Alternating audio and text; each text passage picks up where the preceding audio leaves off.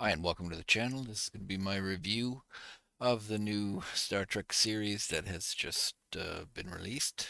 Um, Here in Canada, you can see it on Crave, but you can also see it on cable, ordinary cable on a sci-fi channel. It's at least part of my package. So, yeah, I've we got the first two episodes, so this is me giving you my opinion after watching the two episodes. So what did I think? I've seen a lot of people giving reviews based on just the trailer stuff. They obviously, because tonight's is the initial, unless they were a recognized reviewer who was given access to the episodes. If a lot of them are just doing it on the trailer and saying it's horrible. Well, my opinion, it's not horrible. Um, is it great? No. Is it good? Barely. It's watchable. It was okay. I didn't uh, I didn't switch off or fast forward or anything like that. Um, so yeah. Is it Star Trek? Barely. I it's more of a teen drama, to be honest. You know what? You can see from miles away what market they're going after, which is younger people, because it's got all these young actors, and it's like 90210, if you know what that show was like. All the teen angst and being smartasses and knowing immediately how to do stuff without ever actually having to learn anything. That's kind of the negative. Um, so the writing so far has been okay. I mean, the first episode was basically here's everybody that's going to be in the show and kind of what we're going to be doing. And then the second episode was they wanted to reintegrate the Betazoids. Counselor Troy from the Next Generation was a Betazoid, people that can read your mind. They wanted to get them to come back into the Federation. If you haven't seen Discovery and you talk about the burn, basically there was some kind of catastrophe um, whereby all the dilithium exploded due to it was in Discovery and it was really stupid. So I'm not gonna go that far in it. Just say basically all the dilithium exploded. Devastation. No more warp drive because there's no dilithium to do it. Um, but eventually Discovery fixes everything, and now they're able to jump around. Discovery was the only ship that could actually go faster than light because they have the spore drive, which made them a target in that show. But if you like Discovery show, you'll like this because it just looks like more Discovery, which is a negative for me because I never really got into Discovery. Too much hugging, too much feely, touchy feely, uh, that kind of stuff for me in Star Trek. Yeah, in Discovery. So this is more of the same. A lot of encouragement and patting on backs and people sharing their feelings and that's the part of the show that I don't like so far. Um, you know, again, the first two episodes, not there was like one a bit of a tiny space battle. Um, that's not what original Star Trek was, and that's not really what my interest is. So again, the writing first episode was introductions. Uh, the humor is juvenile in it. It's not meant for older people. Well, you could laugh at it, I guess, but it's meant for a younger audience. You're the students at the academy again are typical young people. They know how to do everything without really having to try. There's sexual chemistry. You can tell immediate, and they're all horny as hell. Um, so there's going to be hookups and fights and all this kind of stuff. So it's kind of stupid in that aspect.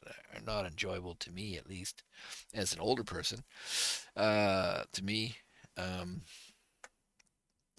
and again, the first two episodes weren't much in the way of real, what I could consider real Star Trek. The cast is forgettable. I mean, here on the screen there's Holly Hunter, fairly well-known actor, fairly good actress. Um, she doesn't particularly come across the greatest in this. Um, she's kind of a hippie. She's like the one engineer on Strange New Worlds where she's like 400 years old. I guess they did that to actually that's because that's how old she actually looks in real life.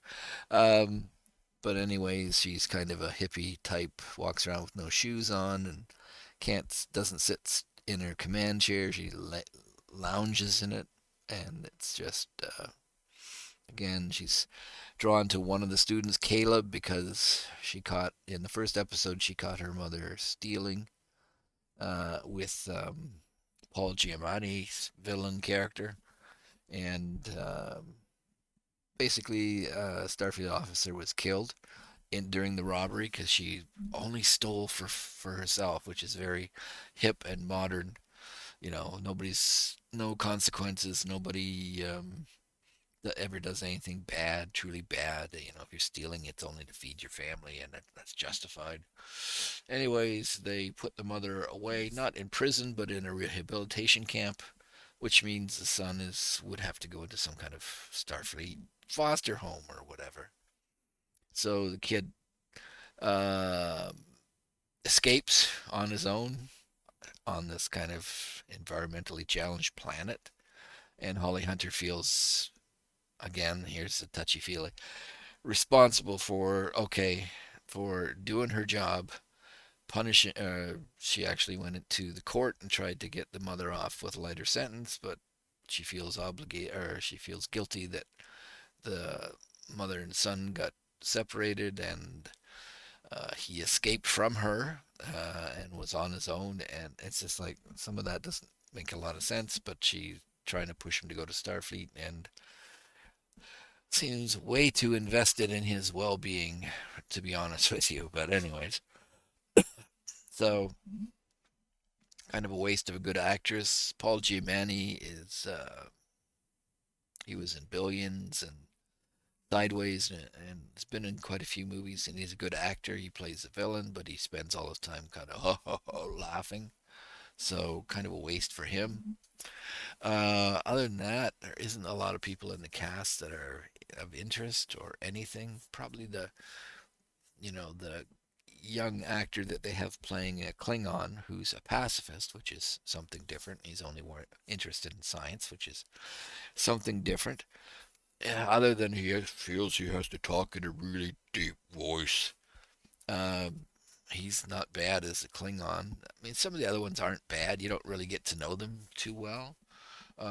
There is a young actress who plays like the doctor from Voyager, who's in the show, a hologram doctor. Well, she's a hologram student, which makes absolutely no sense why you were treating hologram people as real people and putting them through Starfleet. Fuck, I don't know. Makes no sense. But, anyways, she's kind of really annoying, but I think that's part of her character because she annoys virtually everybody that she's too happy. But it's not that she's too happy, it's just I find her character just annoying. Um, again, you got your young hot guys that will be going after the young hot girls and that kind of stuff. You have the Admiral from Discovery who reappears in this show, and just another assortment. All kinds of little uh, shout outs to Star Trek in it, I guess, to keep the Trekkie fanboys happy. Um, there's the one of the students has got the face painted white, half is white and black. That was from an old original Star Trek with Kirk show. There's a what else is there? Oh, there's a wall full of names, and they're all names of the characters, and buildings are named after you know known characters to Star Trek fans. And there's a scene in the second episode where they're on an elevator going up, and there's this little floaty robot, which is from the animated series Prodigy, I think it is. The Rock Bean being from Prodigy appears in the show. Um, Yeah, there's all kinds of little goofy shit like that just to keep people happy, but that's not enough to make the show great. Uh, yeah, so nobody in the cast is particularly interesting, but not horrible either. So they're just kind of what you expect. Uh, One of the things that annoys me though is they use modern language. Like this is 200 years in the future or more, and they're still using calling people bitch and stuff like that. It's just that's part of the stuff that I hate about this show. But it looks good. The CGI looks reasonably good. You see, once in a while, you see someplace where somebody must have been at the end of the week and had no money to spend to complete their stuff. But it looks good and sounds good.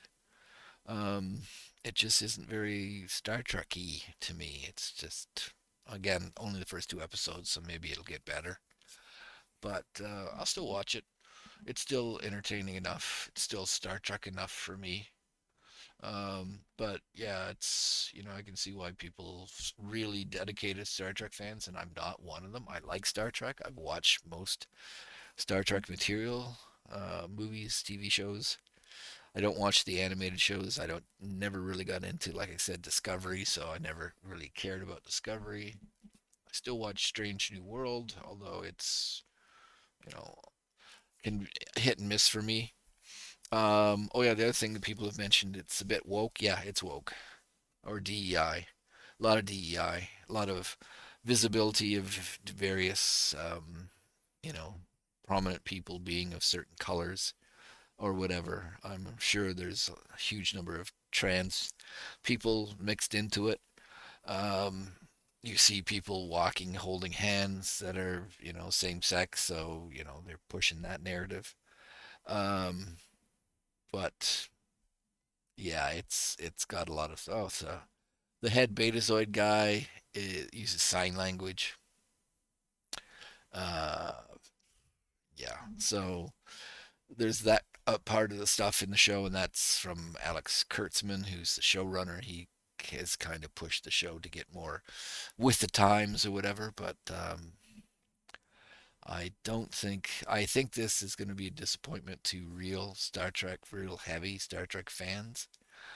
People who are mild Star Trek fans and just like science fiction uh, will kind of like it. Again, the first two episodes were introduction, and then a show about the Betazoids, which is more something that Star Trek fans enjoy. It's not where I want to see the show going. So there is, I think, another 6 episodes, so we'll have to see. But as I said, it's an okay show. It's not a disaster. It is entertaining enough, and I'm going to continue to watch the remaining episodes.